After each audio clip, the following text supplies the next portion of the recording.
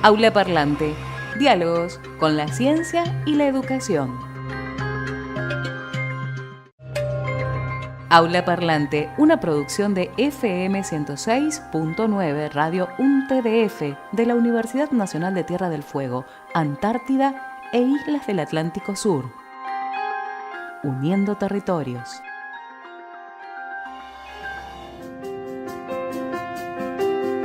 Bienvenidos a una nueva entrega de Aula Parlante, hoy dedicado al medio ambiente, un abordaje interdisciplinario desde la ciencia, la extensión y la educación. Nos acompañan en esta entrega los ingenieros hídricos Rodolfo Iturraspe y Adriana Urciuolo, el doctor y docente investigador de la UNTDF y CADIC, Christopher Anderson, la licenciada en Ciencias Políticas, Claudia Asín, y la magíster Carla Narváiza, docentes investigadoras de la Universidad Nacional de Tierra del Fuego. Bienvenidos a una nueva entrega de Aula Parlante. Aula Parlante. Hoy, medio ambiente y educación.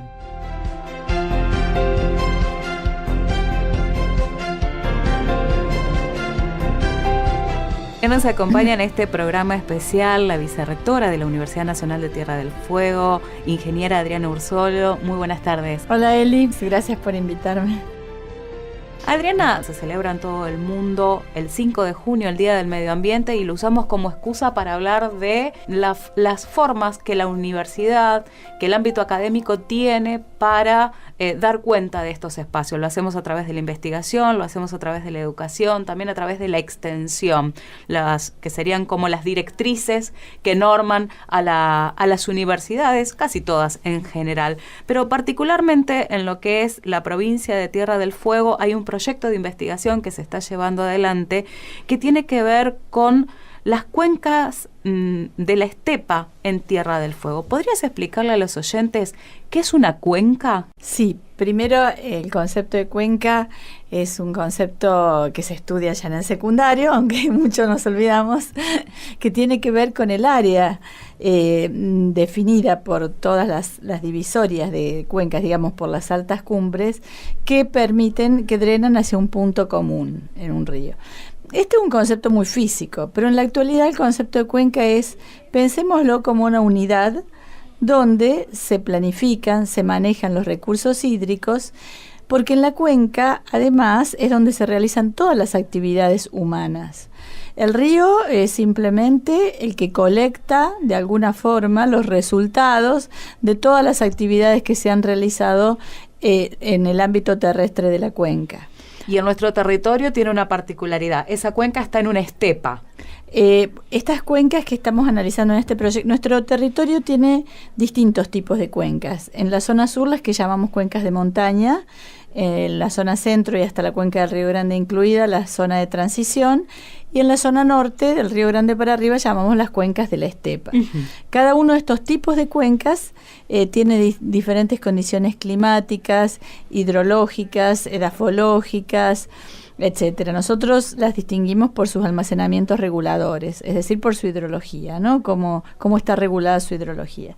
Las cuencas de estepa son las más olvidadas, porque hay muchísimos estudios realizados tanto en las cuencas de transición como en las de montaña, y hay pocos estudios realizados en las cuencas de estepa que presentan una alta fragilidad ambiental, principalmente por el clima, ¿no es cierto?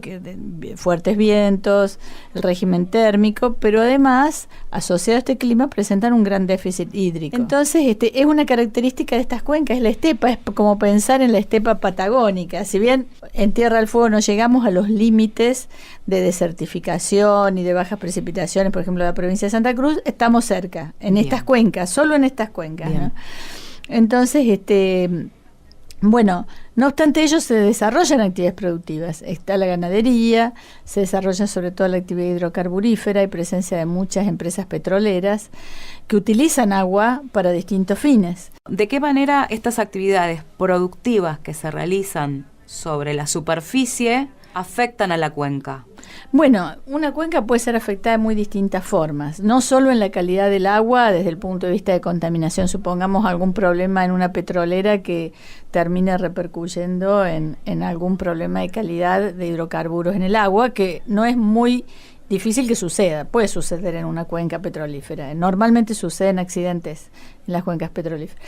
Pero hay otros aspectos, como puede ser la erosión por los caminos, por las actividades industriales, por actividades ganaderas, la ejecución de caminos, además en estas cuencas de alta fragilidad ambiental, hace que se produzca una gran erosión en el suelo, desaparezca la vegetación y en algunos casos, por ejemplo en la provincia de Santa Cruz, podemos decir que media provincia está desertificada. Esto ha llevado muchísimos en forma irreversible. Ha llevado a que se desarrollen muchos proyectos nacionales e internacionales de desertificación financiados por fondos GEF, donde se estudiaron parcialmente algunos aspectos vinculados a la desertificación, pero sin poner en énfasis, como estamos estudiando ahora en la universidad, en la disponibilidad real de aguas de estas cuencas para las distintas actividades que se producen y para conocer su potencial futuro. ¿Qué más podemos hacer en estas cuencas? ¿Cómo desarrollarla? Y como decía Cris, pensar cómo el hombre puede estar inserto en estas cuencas haciendo sus actividades de forma sustentable, no estar afuera de la cuenca. Claro. ¿Para qué nos sirve la cuenca si ponemos el hombre afuera? Bienvenidos a una nueva entrega de Aula Parlante. Hoy, medio ambiente y educación.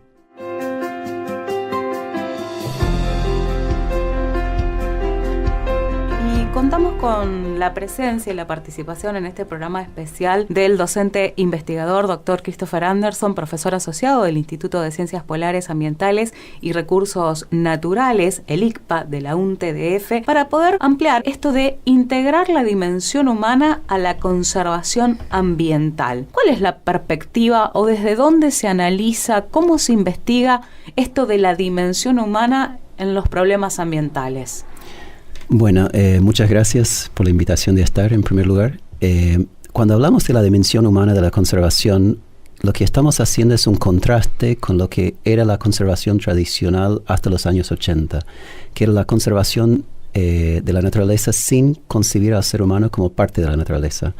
En esa conceptualización de la conservación, por ejemplo, se crearon los grandes parques nacionales, donde en muchas partes del mundo sacaron a pueblos originarios para crear un parque nacional, porque la conceptualización de esa época era que la conservación y la naturaleza era una cosa separada de la sociedad. Ahora, a partir de los años 80, estamos empezando a reintegrar una perspectiva más integral, que en algunos casos es recuperar otros saberes, porque muchas culturas nunca excluyeron al ser humano del bosque, en este caso. Uh-huh. Entonces queremos reintegrar esa perspectiva integral y eso requiere desde la investigación, nuevas miradas y estudios desde la sociología, la psicología, las ciencias políticas para entender... Un abordaje interdisciplinario. Justamente interdisciplinario para complementar lo que era antes el saber ecológico acerca de la naturaleza y integrar un aspecto social a ese conocimiento. Y desde estas dimensiones y desde este trabajo transversal e interdisciplinario, ¿de qué manera la universidad está haciendo estos abordajes en el medio ambiente fueguino? Bueno, desde la universidad hay varios proyectos con investigadores en nuestro instituto, que es Ciencias Polares, Ambiente y Recursos Naturales. En lo particular, yo trabajo con temas como las invasiones biológicas, que son las especies exóticas que fueron traídas por el ser humano a Tierra del Fuego, a la Patagonia, y una vez introducidas, estas especies empiezan a expandir y provocar impactos nocivos o dañinos, como el caso más famoso sería el castor, uh-huh, que fue traído en los años 40 para mejorar, entre comillas, la fauna fueguina, y a partir de su expansión y invasión del bosque y la estepa, genera impactos en la ecología, pero también en la economía y en otros aspectos sociales. Entonces nosotros tenemos un grupo con gente del Instituto de Cultura, Sociedad y Estado, donde trabajamos en encuestas, en percepciones sociales, en valoraciones de cómo los distintos actores sociales conciban a las especies invasoras para integrar ese conocimiento en planes de manejo y gestión para que la gestión sea más efectiva. Hoy hay un hincapié particular sobre la perspectiva de los estancieros en esto de la dimensión humana a la hora de la conservación ambiental. ¿Cuál sería esta perspectiva? Bueno, hicimos hincapié en un estudio particular sobre la perspectiva de los estancieros, porque en el caso, por ejemplo, de querer implementar un plan de erradicación o control del castor, los propietarios de las estancias son dueños de la mitad de la isla. Entonces, no incluir su perspectiva de cómo ellos quieren manejar su campo es contraproducente a la hora de aplicar un plan de gestión, porque el plan de gestión puede ser perfecto desde la perspectiva técnica, biológica, pero si no incluye lo que también quiere hacer el propietario, lo pueden rechazar o pueden no querer participar. Puede no permitirte entrar, tal vez. Claro, entonces ahora se habla, por ejemplo, de planes y diseño de la conservación centrado en el usuario, como yo necesito lograr un objetivo de conservación, pero mi forma de lograrlo es primero entender lo que necesita el propietario y construir un plan a partir de sus necesidades que también es compatible con la conservación. Antes, la conceptualización fue obligarle al propietario a hacer lo que tiene que hacer porque la ley dice y tiene que hacerlo. Ahora queremos darle vuelta a eso y a partir de entender sus necesidades, sus perspectivas, generar un plan amigable tanto para el propietario como para la conservación. ¿Y cómo va esa relación?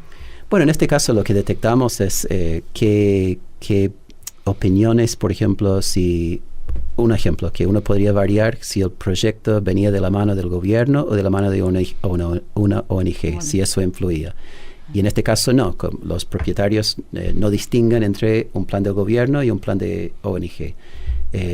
Otra cosa era, lo que sí influía mucho, si querían participar o no, era su percepción del éxito del proyecto. Nadie quiere participar en un proyecto que piensen que está destinado al fracaso. Claro. Entonces, si podemos cambiar la percepción... Es parte de la dimensión humana. Claro. Si podemos cambiar esa percepción, pensándolo desde la gestión, si yo tengo $1 para invertir, o $1, en un plan de gestión, ¿dónde puedo mejorar la participación de los propietarios con esa inversión del $1? ¿Pagándoles un subsidio o cambiando la posibilidad de éxito del proyecto? Tal vez ese peso tiene más rendimiento en otros aspectos que no es simplemente lo económico. Tal vez también hay otros factores sociales o culturales que influyen más en su participación en el proyecto que el $1 en una campaña de educación o el $1 como un subsidio. Tal vez esa inversión puede tener otros aspectos que influyen más en su toma de decisiones. Y eso es donde el aporte social puede orientar los esfuerzos de gestión a lo que realmente le importa al usuario. ¿Cuánto considerás o qué reflexión te merece?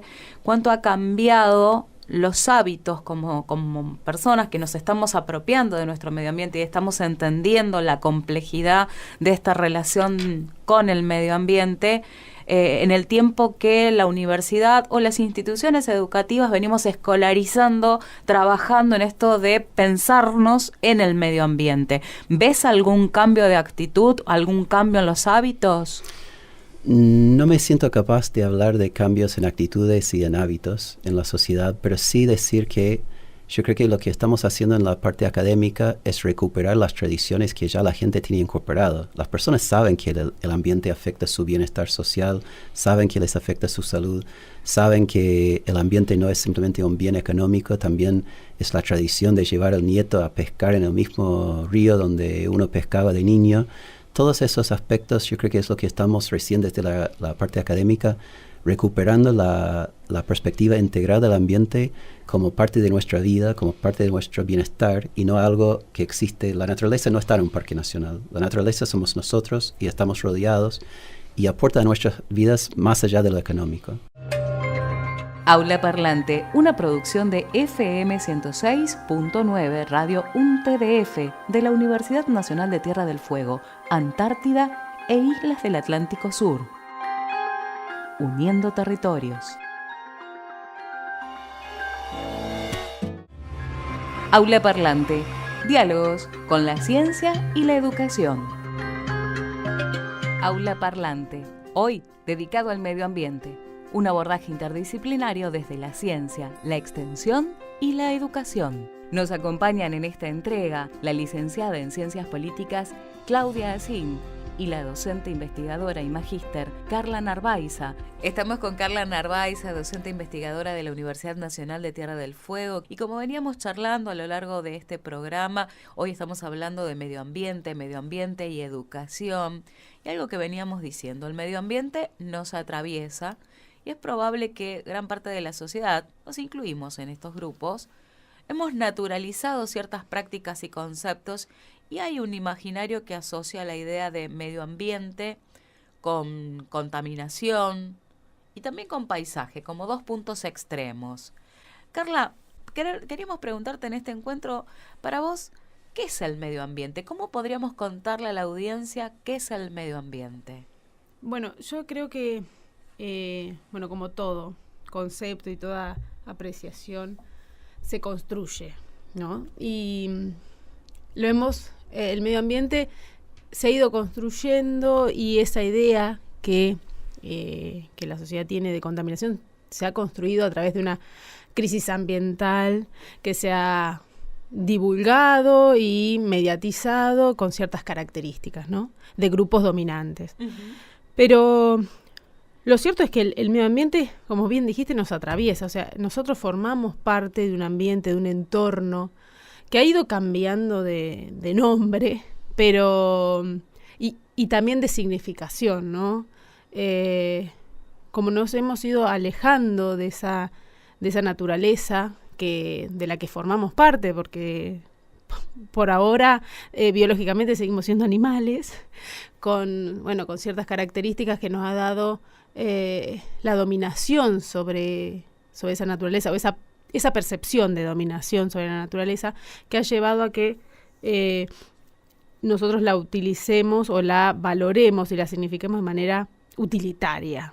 Entonces, ahí nos vemos separados de nuestra propia naturaleza. Uh-huh. Y entonces el ambiente, cuando aparece esta crisis ambiental,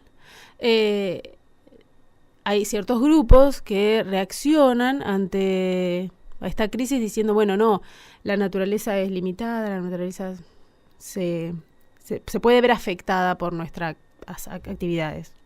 Y entonces empieza la idea de querer cuidarla, ¿no? O sea, pero siempre en esta idea de dominación.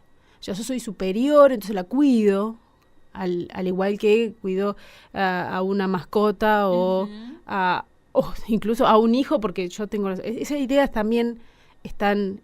Patriarcal, exactamente. Por suerte están cambiando también las ideas de dominación, tanto para la naturaleza como también para nuestros propios hijos, por suerte. Esa idea de dominación está cambiando, pero está en un proceso, ¿no?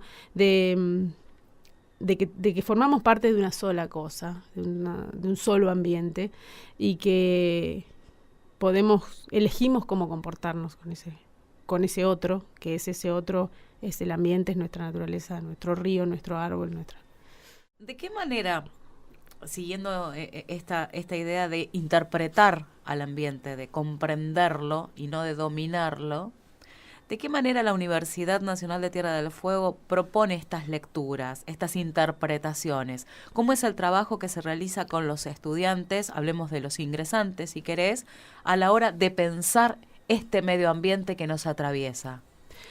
Bueno, cuando se creó la universidad y dentro de su plan institucional, ¿no?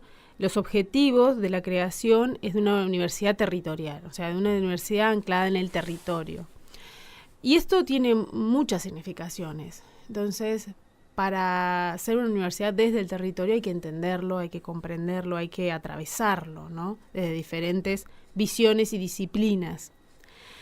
Pero esas disciplinas tienen que estar entrelazadas porque el ambiente no está particionado. No es una partecita de cada cosa, sino que es un todo, como bien dije anteriormente. Entonces, en ese todo hay que tratar de interpretarlo, hay que tratar de leerlo. Y ahí se propuso una materia que fuera transversal a todas las carreras, a toda la formación académica de los estudiantes, ¿no?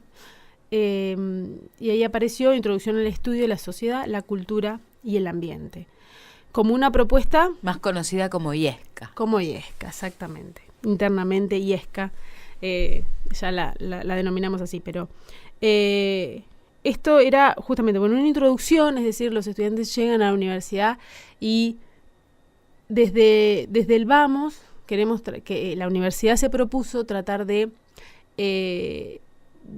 afrontar este territorio, desde las problemáticas, desde lo que es la formación profesional, ¿no? Cómo se va a enfrentar ese futuro profesional inmerso en ese territorio, ¿no? ¿Cómo lo va a interpretar? ¿Cómo lo va a entender? Entendemos desde ese momento, es una materia que no tenía antecedentes. No había otras materias similares en otras universidades o en el resto del mundo. O sea, hay iniciativa, hay... Estamos hablando del nivel de ingreso, en el nivel de grado. El nivel de grado, claro. Una materia que atravesara estos aspectos justamente en el grado, ¿no? Y además ingresando. ¿Por qué ingresando y no después? Uno cuando ya ahora es más conocido o más necesaria a nivel académico, a nivel profesional, la interdisciplina. Se sabe que cuando uno se afronta a una problemática, se interviene en grupos de trabajo, equipos de trabajo, y que para analizar esa realidad territorial se necesitan varios conocimientos y que uno solo no puede saberlo. Uno puede hacer una lectura más bien completa, a lo mejor desde un aspecto. La lectura puede ser disciplinar de cada una de las áreas, pero a la hora de abordar un trabajo en conjunto hay que ser transdisciplinar, hay que unirse, hay que integrarse. Exacto, y eso está se da en la realidad y se da sobre todo en la investigación, en la necesidad de la interdisciplina, ¿no? Hace muchos años. Ahora, en el campo, o sea, cuando uno va a trabajar en el terreno, a embarrarse ahí. Es embarroso, porque para decir transdisciplinar, uno tiene que ceder las rigideces de la disciplina. Y a nosotros nos forman a defendernos y a acorazarnos, tal cual, en nuestra disciplina. O sea, es muy egoísta la disciplina. Y nos enseñan a ser egoístas. Y la transdisciplina no puede serlo. Porque hay que aprender del otro. Y para aprender del otro hay que ceder. Y hay que saber escuchar. Y cada uno en su disciplina aprende un lenguaje. Todos pensamos hablando acá en Argentina, hablamos español, ¿no? No. Cada disciplina tiene su lenguaje. Y que es muy particular. Y que a veces usamos la misma palabra con distintas variables y significaciones. Entonces, cuando uno está hablando, parece que estuviera hablando de lo mismo, porque, por ejemplo, y el ambiente es uno de esos, parece que estuviera hablando de lo mismo. Y no, la significación que le da un sociólogo al ambiente no es la misma que le da un biólogo, un ingeniero, un abogado, un politólogo, ¿sí? Entonces, las ciencias de la cultura, son todas diferentes. Entonces, primero... es muy difícil establecer un vínculo, un diálogo entre disciplinas cuando no están las bases del mismo lenguaje. ¿Cómo te comunicas con diferentes lenguajes? Y eso hace IESCA. Eso ha hecho establece la pauta del diálogo. Eso ha hecho la práctica de IESCA. ¿Sí? Y nosotros le proponemos cuestionar lo que yo te estoy diciendo, lo que te está diciendo el autor, lo que te estamos proponiendo. Cuestionátelo, pregúntate. Y es un proceso que le lleva 4 meses, es duro también acostumbrarse a una manera diferente, porque para romper estructuras... A cambiar el hábito. Claro, a cambiar el hábito, exactamente. Para romper estructuras, o sea, y es que propone eso, para poder... ¿Por qué? ¿Y por qué lo propones desde una ruptura? Porque justamente las disciplinas están formadas muy estructuradamente. Entonces... y también desde la propia práctica nuestra, ¿no? Decir, bueno, nosotros tuvimos que romper para poder. Entonces, lo que queremos, o darles una ínfima posibilidad de saber que esa formación a la que están accediendo no es tan rígida, o sea, no lo debe ser, ¿sí? Tiene que conversar. Tiene que tener la capacidad de ser flexible. Y está bueno que sea en un primer año, está bueno que ya desde el vamos... Tenerlo como herramienta de apoyo. Exactamente. Bueno, está bueno preguntarle esto también a los estudiantes, porque por eso es muy... Los textos son difíciles.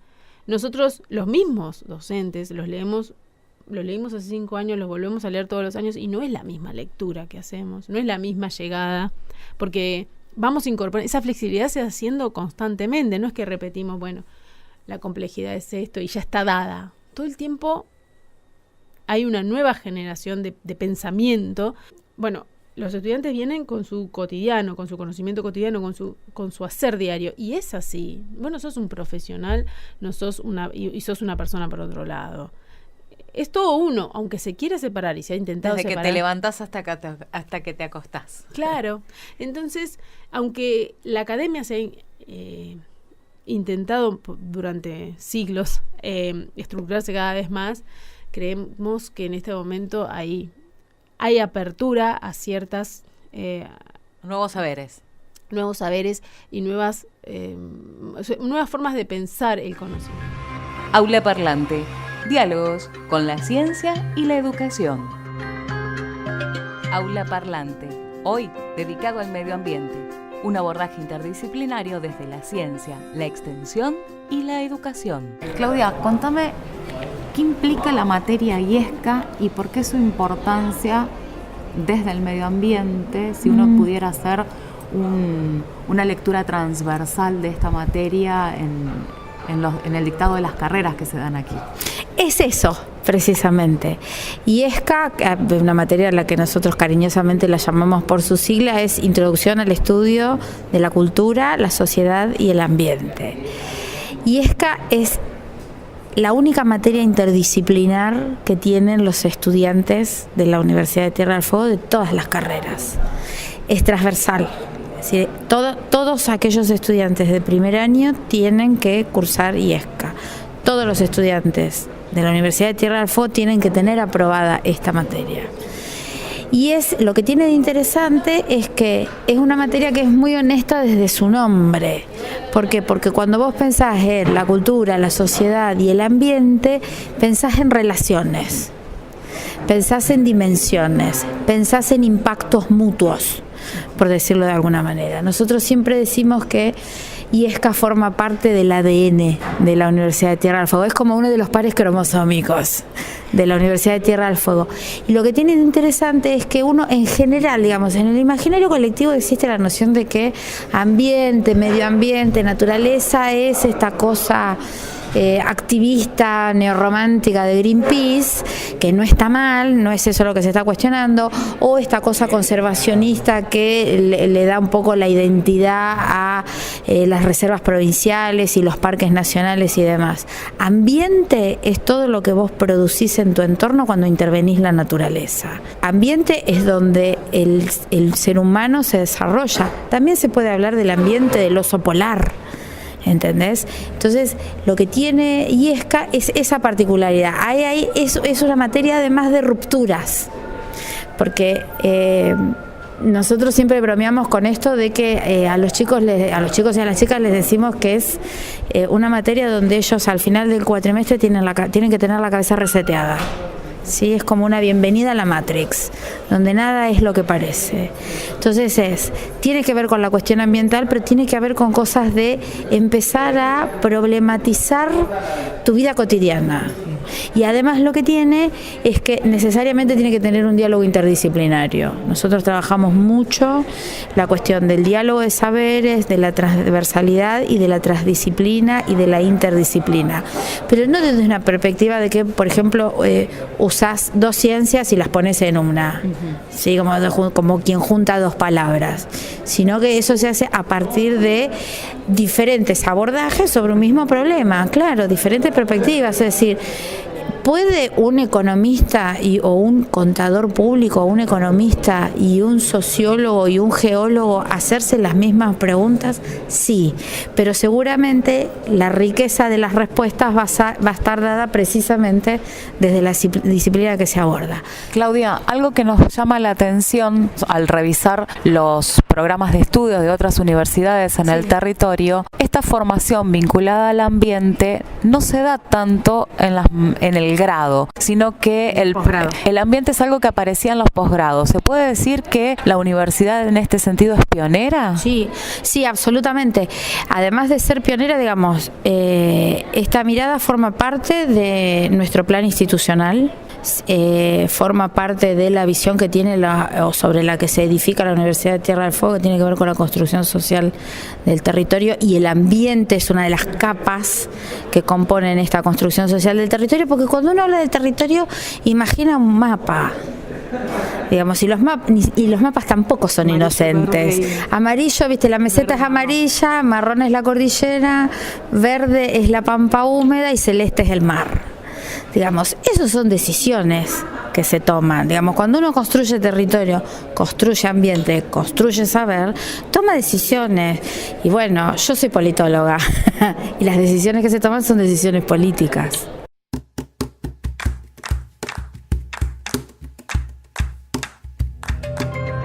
Aula Parlante, una producción de FM 106.9 Radio UNTDF de la Universidad Nacional de Tierra del Fuego, Antártida e Islas del Atlántico Sur. Uniendo territorios. Para saber más sobre las investigaciones que se realizan en la Universidad Nacional de Tierra del Fuego, te invitamos a visitar www.untdf.edu.ar.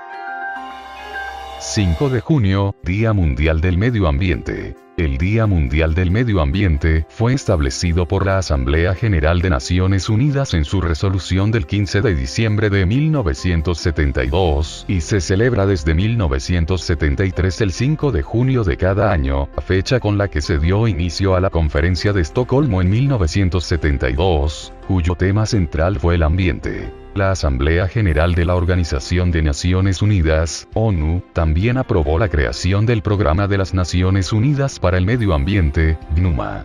El Día Mundial del Medio Ambiente es un vínculo por medio del cual la ONU sensibiliza a la población mundial en relación a temas ambientales, intensificando la atención y la acción política. Los objetivos principales son brindar un contexto humano, motivar a las personas para que se conviertan en agentes activos del desarrollo sustentable y equitativo, promover el papel fundamental de las comunidades en el cambio de actitud hacia temas ambientales, y fomentar la cooperación para que el medio ambiente sea sostenible, pues esta garantizará que todas las naciones y personas disfruten de un futuro más próspero y seguro.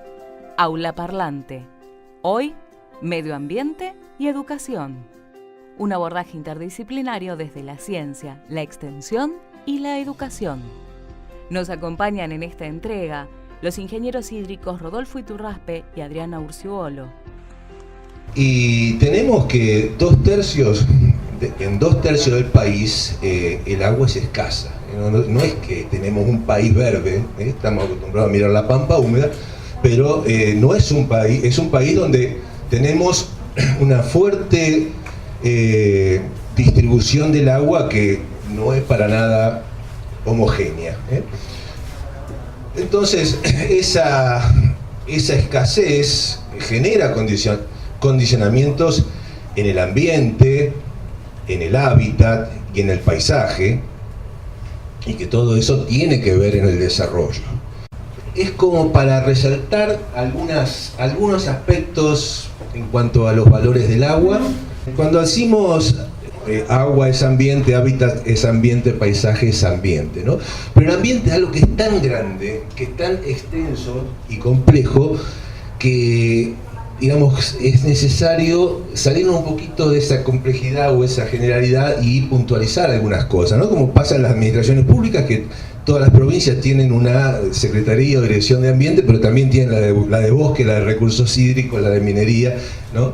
Porque existe esa necesidad de entrar a mirar las cosas en su detalle. Y puse paisaje también porque, digamos, es un componente que muchas veces no es valorizado adecuadamente. El paisaje tiene una potencialidad que para nuestra provincia es vital. Y tal vez ante temas ambientales, ante temas de desarrollo, pierde espacio o pierde terreno. Yo creo que no tenemos que perder ni un poquitito de los valores paisajísticos que tenemos, como tampoco, por supuesto, de los ambientales y en materia de hábitat. Pero lo cierto es también que todas esas cuestiones a veces compiten entre sí, ¿no? Cuando es necesario expandir el hábitat de las ciudades, tenemos que resignar a veces ambiente, a veces paisaje. Pero el tema está en que si hay que resignarlo, que sea en forma estudiada, en lo posible armónica y también con un criterio de racionalidad que no puede estar ausente. En el mundo, como el desarrollo estuvo ligado a la disponibilidad de aguas, a la disponibilidad de vías fluviales, la civilización tiene su cuna en el Éufrates, en la Mesopotamia, entre el Éufrates y el Tigris, el río Nilo, bueno, eso es bien conocido por todos. Y acá, digamos, fue el Río de la Plata el punto de concentración en la historia. Esta zona se pobló muy pronto, pero fue por otra motivación, por ahí no tan vinculada al agua, sino a la minería, al oro del Potosí. La Patagonia quedó ignorada hasta que apareció el petróleo. La pampa húmeda tenía el agua, que era la otra fuente de riqueza, que era la que permitía tener los otros insumos y necesidades que daban un ambiente confortable, un hábitat con recursos y con posibilidades para digamos, radicar poblaciones, y donde, digamos, había una cuestión de paisaje más que agradable.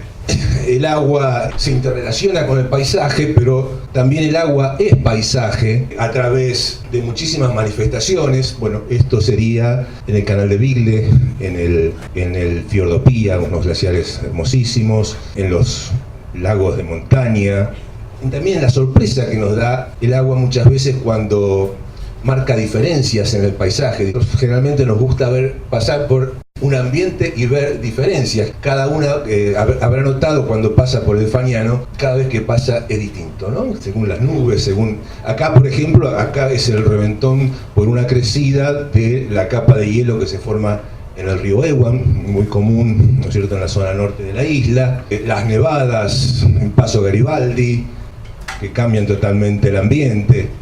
Cambios, por ejemplo, en desembocaduras fluviales. Esto sería la desembocadura del río Irigoyen. A veces el río desemboca en forma recta directamente hacia el mar, y a veces las tormentas forman esas barras, y el río entonces recorre hacia aguas abajo, viene bajando tal vez 8 o 10 kilómetros para encontrar un lugar donde pueda pasar. Y todo tiene que ver con esa característica del agua, que es un componente del paisaje fundamentalmente dinámico. Para saber más sobre las investigaciones que se realizan en la Universidad Nacional de Tierra del Fuego, te invitamos a visitar www.untdf.edu.ar. Aula Parlante, una producción de FM 106.9 Radio UNTDF de la Universidad Nacional de Tierra del Fuego, Antártida e Islas del Atlántico Sur. Uniendo territorios. Aula Parlante. Hoy, medio ambiente y educación. Las aguas que tenemos en nuestra provincia no son solo nuestras. No. Las compartimos. Esto es una gran isla. Tierra del Fuego tiene numerosas cuencas de recursos hídricos compartidos con la República de Chile. El manejo de las cuencas de recursos hídricos compartidos se realiza a través de un tratado internacional, que es el Tratado de Medio Ambiente de 1991, que incorpora un protocolo específico adicional sobre recursos hídricos compartidos con Chile. Este protocolo del año 91, por una parte, establece que las cuencas que son de recursos hídricos compartidos entre los países tienen que manejarse a través de planes generales de utilización. También estableció un grupo de recursos hídricos compartidos a nivel de las dos cancillerías y un grupo de expertos asociados para tratar los temas que tuvieran que ver con los dos países de recursos hídricos compartidos. Este grupo, en el año 96, decidió priorizar 5 cuencas en el país para empezar a hacer los planes generales de utilización. De esas 5 cuencas, una fue la del Río Grande. Ajá. En el año 99, el grupo decide de esas 5 tomar 2 cuencas como piloto para hacer los planes generales de utilización, una de ellas la del Río Grande y otra Guaún Valdivia. Ajá. La primera que se conformó, para ello decide que se creen subgrupos de expertos a nivel local, digamos, porque el grupo de expertos está en Buenos Aires, que colabora con el grupo de trabajo. Que dirigen de alguna manera la investigación. Entonces, subgrupo de expertos a nivel local, que en el año 2007 creamos el primer subgrupo de expertos aquí, entre la gente de recursos hídricos del lado chileno de Punta Arenas y nosotros. Avanzamos lo que pudimos, se hicieron algunos estudios conjuntos, logramos el intercambio de información, nosotros avanzamos en el plan, para ello conseguimos financiamiento de GEF, hicimos un proyecto GEF sobre la planificación de la cuenca del Río Grande, pero no pudimos luego avanzar en la situación con Chile por algunas situaciones que pasaron entre los dos países que hicieron que se enfriara en ese momento la diplomacia. Sí, se enfrió en ese momento el trabajo del Grupo Nacional de Recursos Hídricos Compartidos y entonces los subgrupos de expertos tuvieron que enfriarse. Nosotros seguimos trabajando en la cuenca del Río Grande siempre pensando que es una cuenca piloto y que algún día lograremos hacer el plan conjunto. Bien. Las aguas subterráneas nosotros son las que están, ubicadas por supuesto debajo lo que de la no vemos. superficie, pero nosotros decimos las aguas subterráneas son un todo. Nosotros decimos el ciclo hidrológico es uno solo, no dividimos el agua en superficial y subterránea. Nos gusta pensarla como un todo donde el ciclo hidrológico continuamente infiltra. Para nosotros es un todo. Una cuenca es un todo que tiene parte en la superficie, que escurre superficialmente, parte subsuperficialmente y parte escurre en forma subterránea. Los humedales, cuando hablamos de humedales nos referimos a cuerpos como vegas, turberas, otro tipo de almacenamientos que existen en las cuencas y que reservan agua, como pueden ser las marismas. La Convención Ramsar tiene una definición muy amplia para humedales porque hasta incluye los lagos. Nosotros preferimos lagos dejarlos afuera. Claro.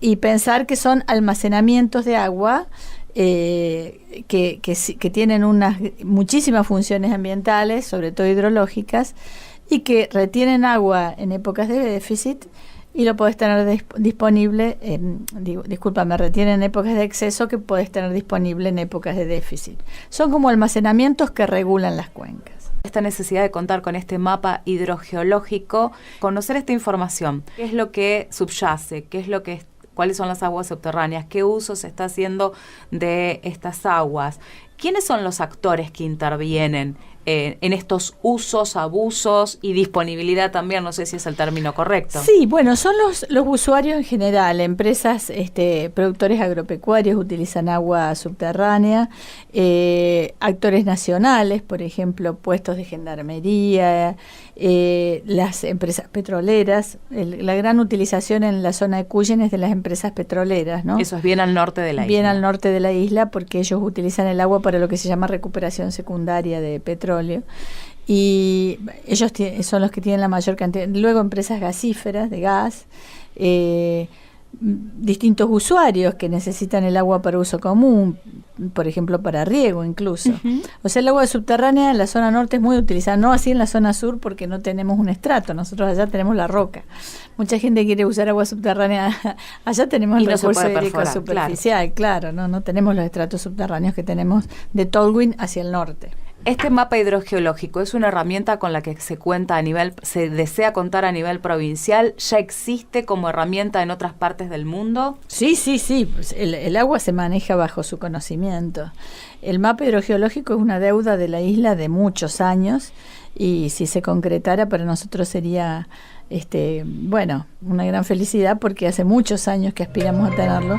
Aula Parlante, una producción de FM 106.9 Radio UNTDF de la Universidad Nacional de Tierra del Fuego, Antártida e Islas del Atlántico Sur. Uniendo territorios. Aula Parlante. Hoy, medio ambiente y educación. Los seres humanos somos parte del ambiente. Vivimos en comunión con él, porque el mismo ambiente comporta límites éticos que la acción humana debe reconocer y respetar, porque cada una de las criaturas, especialmente las vivientes, tiene un valor en sí misma, de existencia, de vida, de belleza y de independencia con las demás criaturas. El abuso y la destrucción del ambiente al mismo tiempo van acompañados por un imparable proceso de exclusión. En efecto, un afán egoísta e ilimitado de poder y de bienestar material lleva tanto a abusar de los recursos materiales disponibles como a excluir a los débiles. Los más pobres son los que más sufren estos atentados por un triple grave motivo. Son descartados por la sociedad, son al mismo tiempo obligados a vivir del descarte y deben injustamente sufrir las consecuencias del abuso del ambiente. La crisis ecológica, junto con la destrucción de buena parte de la biodiversidad, puede poner en peligro la existencia misma de la especie humana. Las nefastas consecuencias de un irresponsable desgobierno de la economía mundial, guiado solo por la ambición del lucro y del poder, deben ser un llamado a una severa reflexión sobre el hombre. Quisiera ahora que mis palabras fueran especialmente como una continuación de las palabras finales del discurso de Pablo VI, pronunciado hace casi exactamente 50 años. Ha llegado la hora en que se impone una pausa, un momento de recogimiento, de reflexión, casi de oración. Volver a pensar en nuestro común origen, en nuestra historia, en nuestro destino común. La genialidad humana bien aplicada ayudará a resolver los graves desafíos de la degradación ecológica y de la exclusión. Continúo con Pablo VI. El verdadero peligro está en el hombre, que dispone de instrumentos cada vez más poderosos, capaces de llevar tanto a la ruina como a las más altas conquistas. Aula Parlante, hoy dedicado al medio ambiente, un abordaje interdisciplinario desde la ciencia, la extensión y la educación. Para saber más sobre las investigaciones que se realizan en la Universidad Nacional de Tierra del Fuego, te invitamos a visitar www.untdf.edu.ar. Aula Parlante, voces y sonidos de la ciencia.